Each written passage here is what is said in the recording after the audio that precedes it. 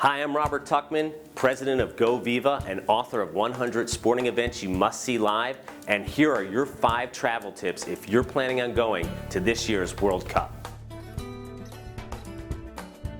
Here is travel tip number 1 for the World Cup. You are in luck because the organizing committee and also many travel agents who have booked rooms and held on to them have just released a lot of their inventory. We're about a few days out, but the good news is there's plenty of rooms at 40 to 50% off from what you may have paid about a month or 2 ago or even 3 years ago. So if you're planning on going, right now is a good time to buy rooms, especially for the first and second round where discounts again are 40 to 50% off. Here's World Cup travel tip number 2. If you're planning on waiting to see if your team makes it to the group stage, you might end up paying 50% more than you would pay right now if you're willing to bet that your team is going to make it through. So if you're a betting person, my take is purchase your package now, purchase your tickets now, because at the end of the day, once your team advances, you're going to be paying a lot less and there's going to be a lot less inventory to look at.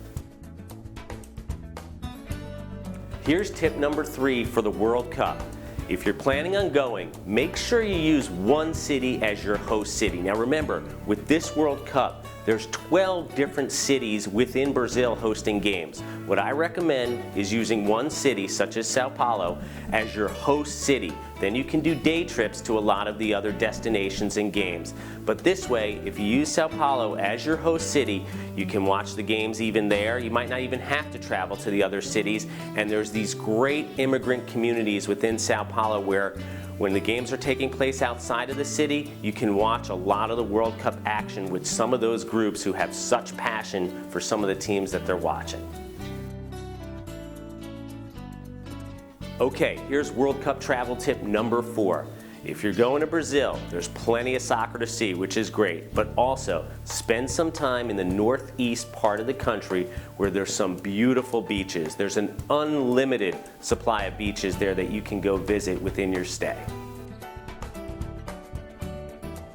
Here's World Cup travel tip number 5. Don't forget, it's June and it's Brazil, so make sure to look for Junina parties. June is a time when all Brazilians are celebrating Festa Junina. So when you're there for World Cup, make sure you do some partying too.